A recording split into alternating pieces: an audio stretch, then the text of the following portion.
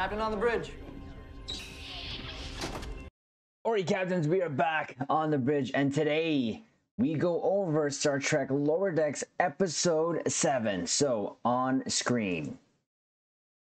Yes, just like we've done before with our previous reviews, we're just going to go over the screen caps that we gathered, drop our 2 ECs, and then give our conclusions along with the rating. So, I'm going to start by saying, I don't know how I feel about this episode. There are some good things in this, but there's also some just sort of off things, but we'll get to it again. So, of course, Captains, you know I love this starting screen. It just gets me in the mood. The feels are already there. What I appreciated in this next screen, it says previously on. I can't remember if there was an episode up to this point from Star Trek Lower Decks other than like the openers that had this kind of mid-season. But anyways, I appreciated this because, again, it brought back some TNG vibes, and obviously it's kind of the same text there. But so they were going over the sort of recap of what happened here, and this is when the Cerritos was attacked by the Packlets and their sort of Frankenstein ships there, and the voiceover here, of course, you see the shot there of the Cerritos being pulled apart and attacked here, is when they were coming up with the plan, hatching up the plan to who's going to go over there to the Packlet ship, and this is regarding Peanut Hamper. That name, I don't I don't understand, but this is the sort of closing off of that story thread, sort of, or at least for now shelving it. You see what I did there? You'll see why, Captains. But this is kind of, again, rehashing out the whole thing that happened there with Peanut Hamper and her just kind of piecing out because she did not want to do what she was sort of being asked to do, which was to save the day. And she pieced out, transported into space, and saw the whole thing happen. And then right before it, you could hear Shax shout "Baby Bear," and I thought it was hilarious, of course, referring to Rutherford there. And she said she's kind of glad that happened because looking from afar still, so after that explosion, we saw 2 other Packlet ships, and we kind of get a good glimpse. Now, I'm wondering, Captains, some of you know already that we do content for Star Trek Online, and I'm wondering if we're going to see some of these ships, the Packlet sort of Frankenstein ships in Star Trek Online. I would be super surprised. And I if they decide to do that, I wonder how they're going to actually make them available. To me, it makes sense to put them in the store as opposed to a lockbox or kind of gambling ship mechanic that they use there to gain the ships that we've been seeing on screen. But I thought of that when I was kind of just going over the episode here about the ships, because there's a lot of ships in this episode, Captain. So we're going to be able to see some ships here.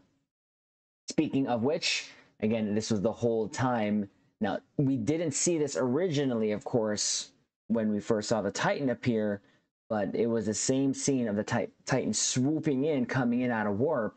But this time, Peanut Hamper was in front of the Titan, got kind of a little way there, but Titan saves it. Now, she mentioned something. The Titan crew is the crew that would sort of respect sort of the life of, you know, what she is, and or the type of organics that would respect sort of life and her, at least again, her life. And the funny thing is, after that whole scene, of course, of the Titan destroying, they kind of tracked her off and take off the street. So they're like, nope. And this is kind of where we start things going, and she's just kind of floating in space there and is stuck there. And I love the intro of how they did this. First you had the previously on, and then this is how they kind of started. The music kind of slows down, and then you have this beautiful Star Trek Lower Decks here, and it's just appreciated. I really did appreciate this. And you can see some of the debris, Peanut Hamper kind of floating in there. Now, little nugget there, there's Rutherford's little implant there that was ripped off. because it was going to explode there, and Peanut Hamper just kind of floating by. And I thought this was cool. The shot was cool, of course, based on Star Trek, created by Gene Roddenberry, and then the sun there, star right in the background. I appreciated that shot 100%. And when you see Gene Roddenberry, you can't just imagine, like, sort of imagine what would he think, right, of the current Star Trek right now. It would be such a burning question that I have that I would love to ask him. And for me personally, I love the direction of where it's going. There's so much Star Trek right now, and I'm for it. And this is why I appreciate and why we do these reviews, because again, it's just kind of kept us immersed in the Star Trek universe that he created. But next scene up here is again still Peanut Hamper floating through space there, using her little jets to puff across. But the episode, A Mathematically Perfect Redemption, is the name of the episode. There again, love the text that they're using, just TNG vibes always. So he's kind of going floating through space there. He's actually even keeping track of how many days, but totally complaining the whole time about Starfleet. So she's not loving Starfleet at this point. But the funny thing about this scene here is she's been alone in space in the debris field all these days. She actually created her own friend Sophie. Name is Sophia, I should say, Sophia. And it just reminds me of that movie with Tom Hanks and the beach volleyball.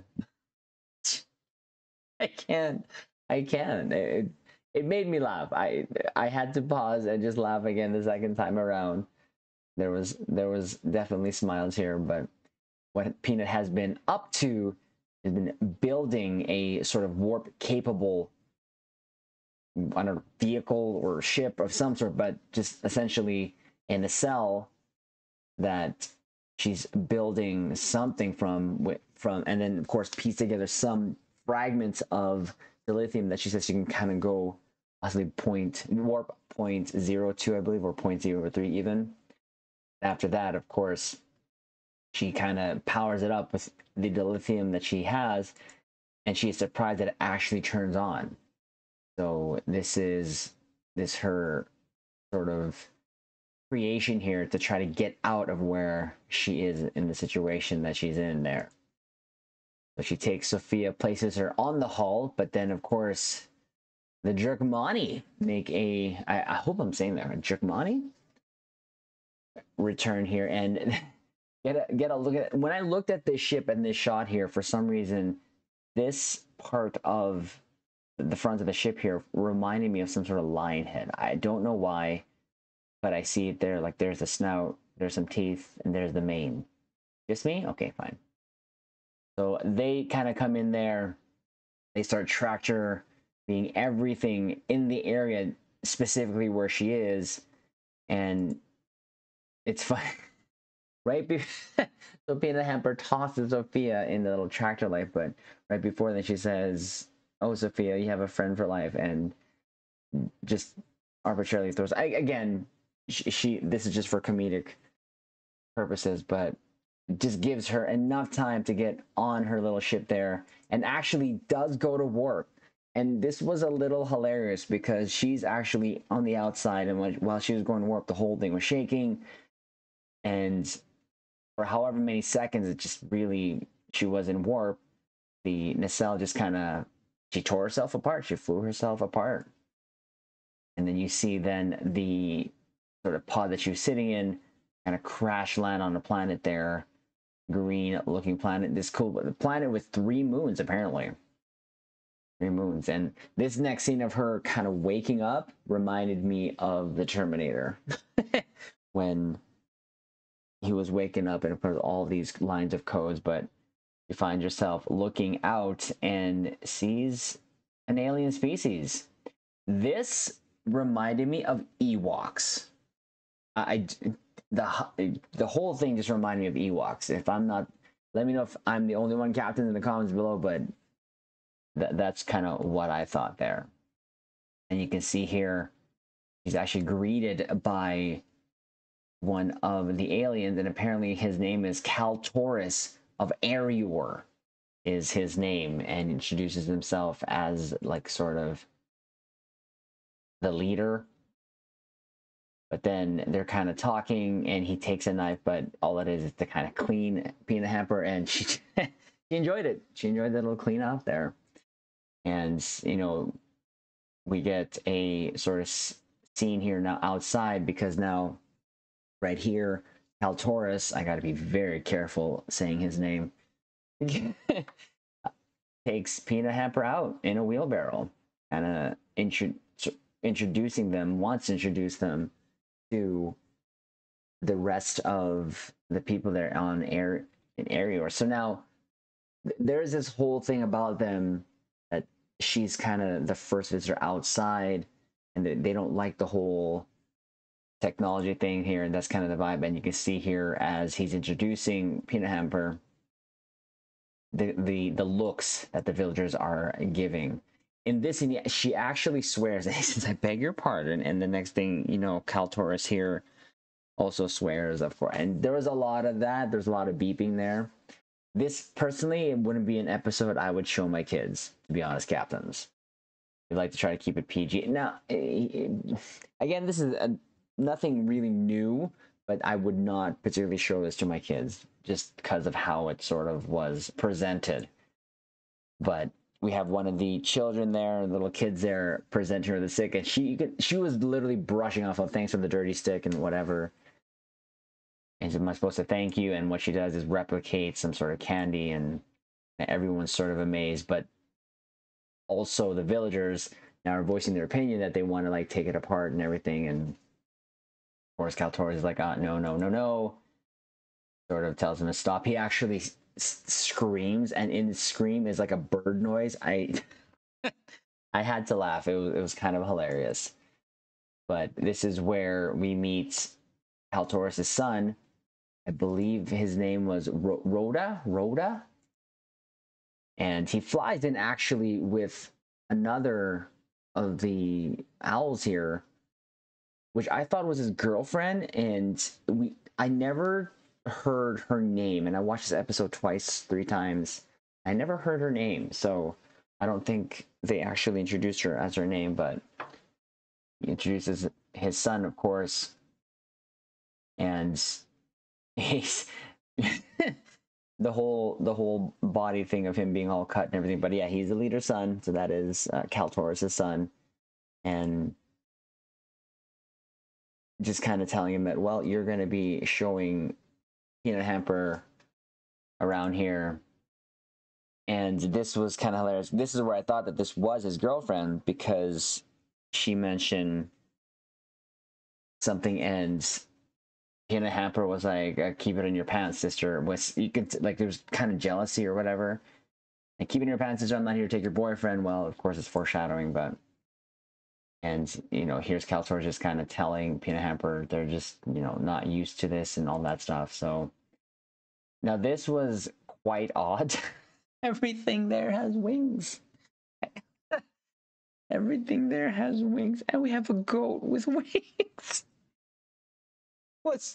I couldn't. I had to pause that. I really had to pause that. Not only goats, but there's the pig there and everything. Just so this whole planet, everything has wings, or this at least this village here. Peanut Hamper's like doing a little personal log there in her room, and just kind of replicating green balls to kind of bounce off, but she's kind of contemplating on whether she's contact Starfleet. And of course, Rhoda comes in, says what a mess, and starts to talk with her and takes her out and starts to show her around. Takes her up to the ceiling, and this ceiling, she was totally ripping him on the way that they've been living and the way of their life, because it's pre-warp and like where you don't even have tiles and everything is kind of what she says. And this is kind of the beginning of a relationship between the two, and it was odd. It started to get odd real quick for me, but there's a noise there, a shadow that came over, and Rhoda grabs Peanut Hamper and kind of in a way to protect her, and she's like, "Get your claws off me." I guess those are claws. They look like hands to me, but sure. And apparently it's a sky snake.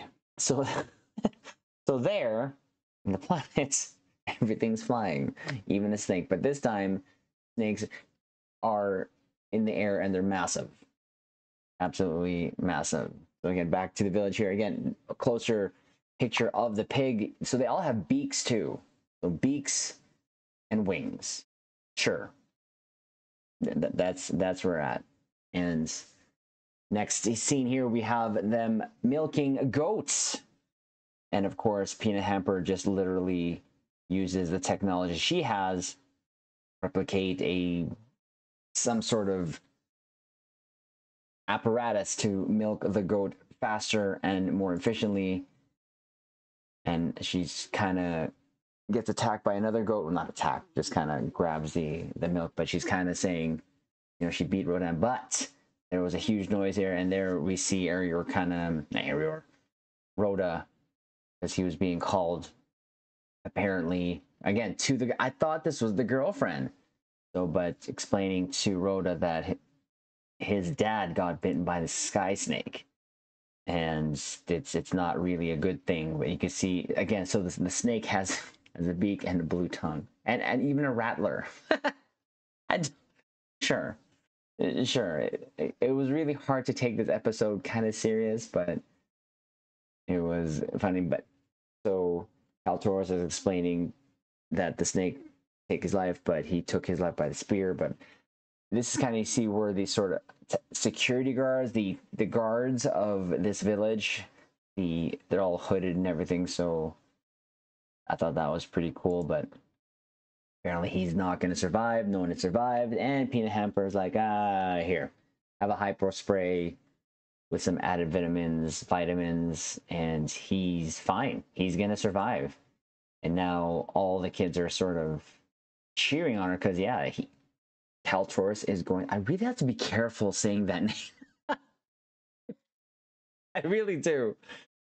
But yeah, being celebrated that Peanut saved his life. Now, I thought this shot was really cool, but it also shows how small this village is. Huge planet, but this is where all they're concentrated. I'm not sure if there's other pockets of population in the planet, but this is kind of where I have my kind of theory. We'll kind of go over there. You can see they're just kind of off the waterfall there, and we'll get to this kind of structure later on, but it just, again, this is why it reminded me of Ewoks in a very old movie that I used to watch when I was younger with Ewok, and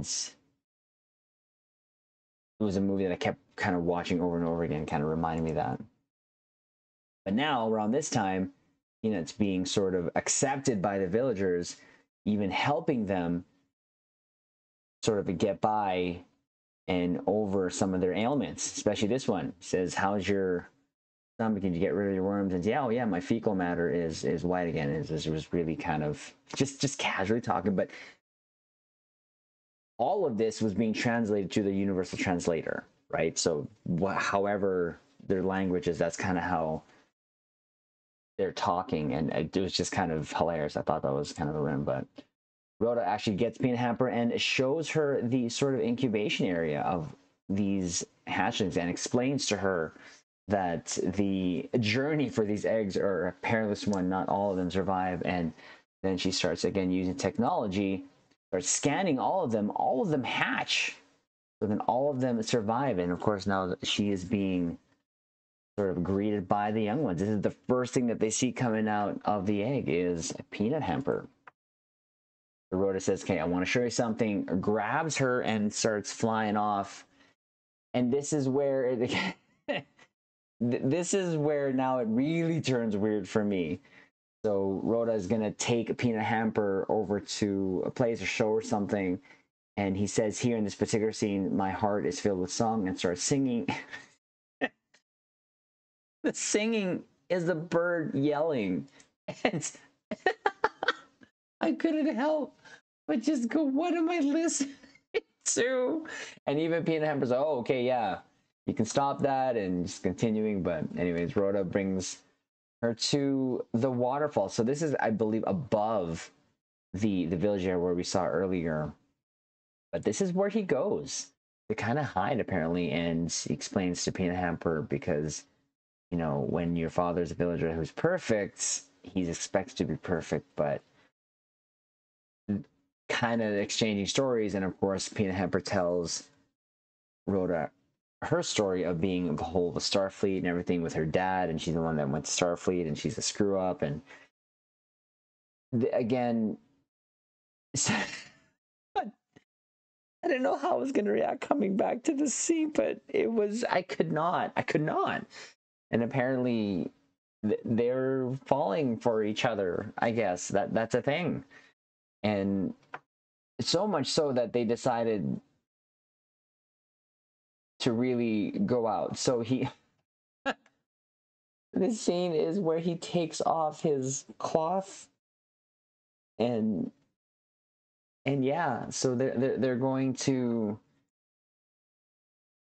kiss and apparently do the thing. So apparently, you know, before that, Peanut Hamper's like, yeah, you're yeah, complicated and everything. I can't even talk because this was so weird. I was weirded out. It was strange. It was sort of funny, but then it was kind of awkward. Not awkward. I can't find the word for it, but I don't know what to think of it. And but they're showing here the relationship between, of course, Rhoda and Peanut, and it's just weird. And yeah, okay, so it's a thing. They did something. They did something, and there was a huge scream from Rhoda, and yeah, so that was funny. So anyway, so Rhoda wants to show Peanut something, and there's that little thing we saw at the bottom of the waterfall, which is an entrance apparently to a cave that shows apparently that the ancestors of Rhoda were apparently space and warp capable species, and they even had ships and everything, but it really brought them sort of bad times there. And again, proceeds to show, you know, the ships that were still underneath the city, or the village I should say, that they were in. But again, it was this one little patch of area in the whole planet there. So you can see there, you can make out 3 smaller vessels and 1 huge vessel there. And again, they're kind of talking about the whole dynamics and such, and Peanut being sort of more open with Rhoda, and of course, and oh god, and this, of course, he says, I'll make you forget all the bad things, and they do it. Yeah, they do the thing. Now, this next scene kind of shows the time passing. So I believe it's like almost a year, because it showed here like fall and then winter and then spring again. And lo and behold, we get to the point in time now. But after that, however long, I think it's about a year past, and they're getting married. So Peanut Hamper and Rhoda are getting married, and it's sure. And now to the point where, so she puts a beak on herself, but everyone's happy, you know, everyone's accepting it. This is a thing. Peanut Hamper hasn't, you know, sort of helped out and improved their life, and Peanut has actually accepted, and to the point where she's marrying Rhoda. And I thought in this scene, the one girl that we saw earlier was going to come in, but again, the only thing that she kind of played was just that little sass that she gave Peanut earlier, and that was it. We do see her a little bit later, but now, in the middle of the ceremony, the scavengers kind of come back to the Jerkmani, and Peanut actually explains that, you know, they're the cause of her coming here. And you see a shuttle kind of come down to them and say that they were here to sort of claim the ships and technology that were below the city. And of course, a fight ensues there, and they decide to just take it by force and using a tractor beam. And see, again, talking about the girl, there she is. But with the tractor beam, Rhoda had to save some of the younglings there.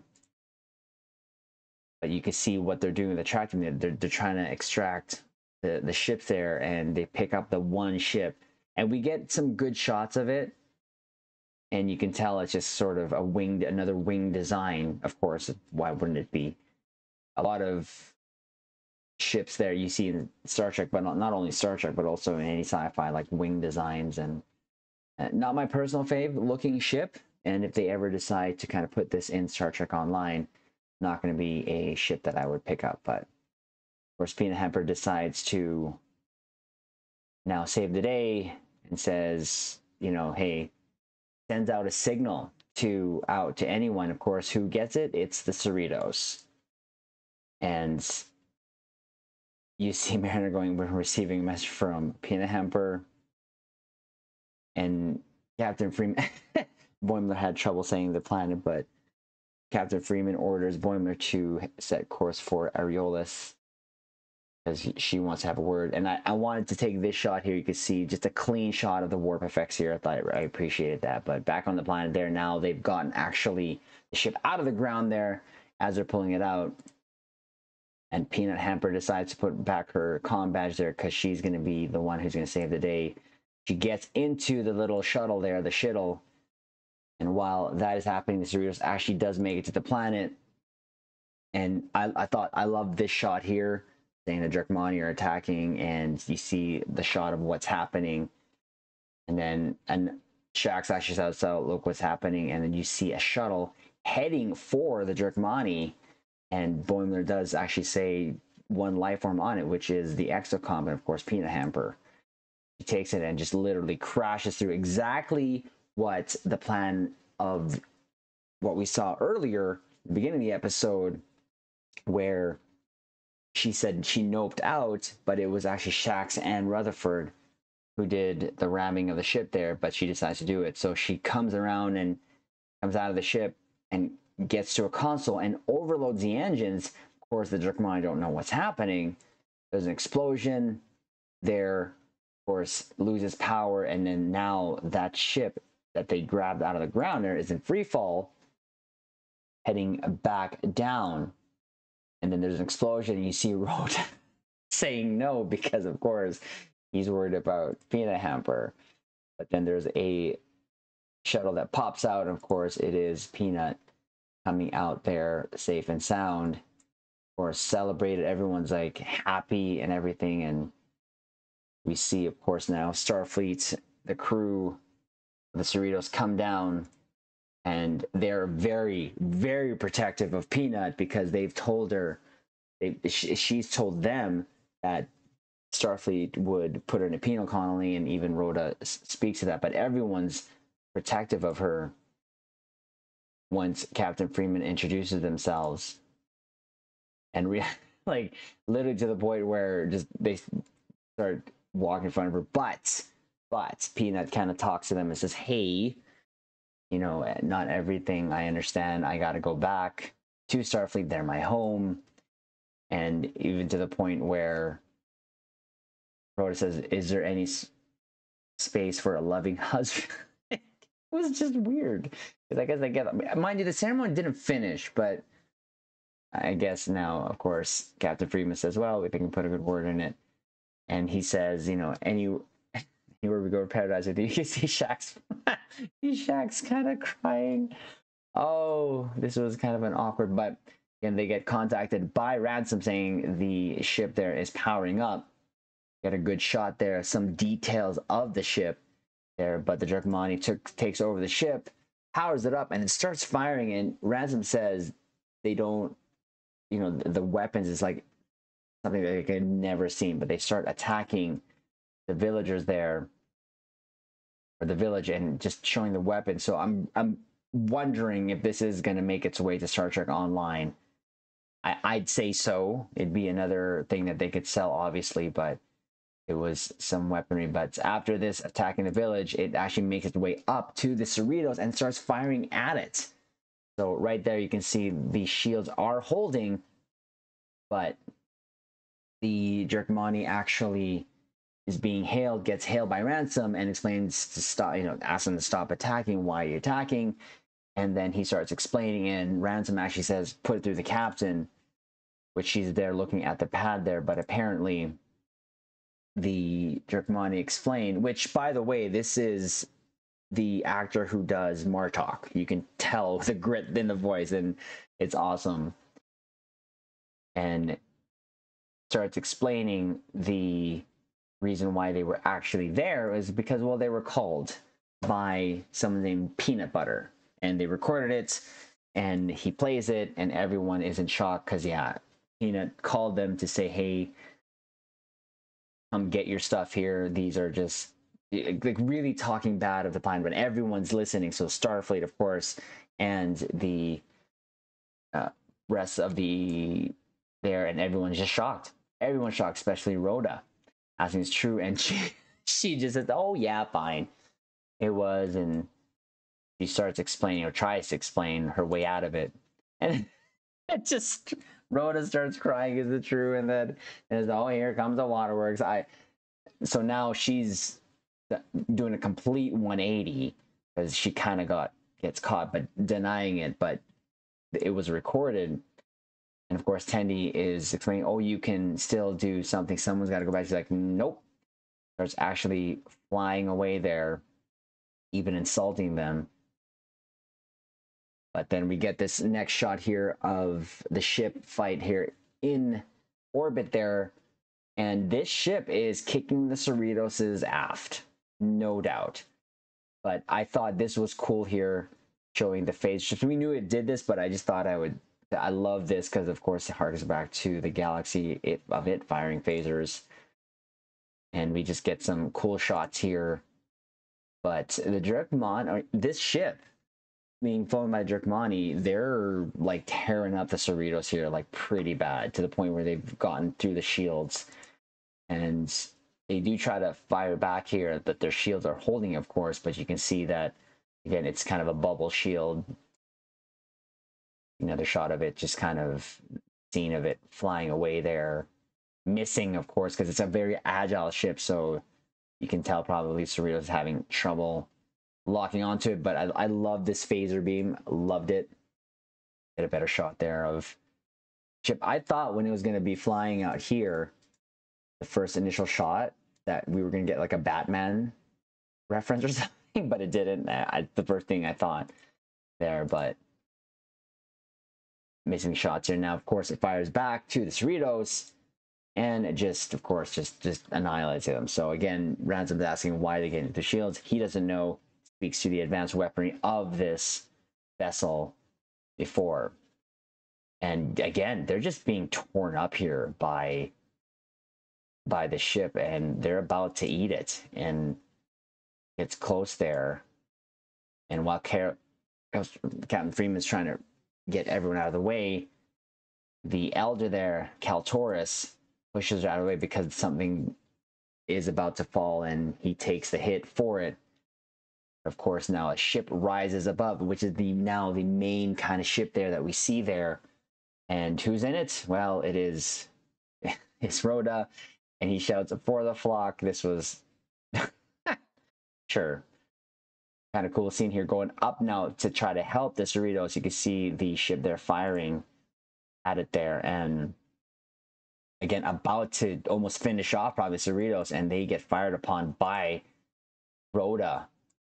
And you can see how the size difference of the ship here, which I thought was really cool. And there's like a little sort of shout down here, I should say, from the Jerkmani firing the weapons towards now Rhoda. He screams, and it's a bird scream. I can't handle it. It's a bird scream. So he starts firing, of course, and it easily dispatches the ship. So much so that it crashes right before the Jerkmani try to transport, but they're hit and they crash. Another shot of their kind of view screen there. This is being controlled by one. You can see kind of the bridge there. There's some sort of controls there in front, but Rhoda's able to fly the ship apparently, even though he hasn't touched technology. Just throwing that out there.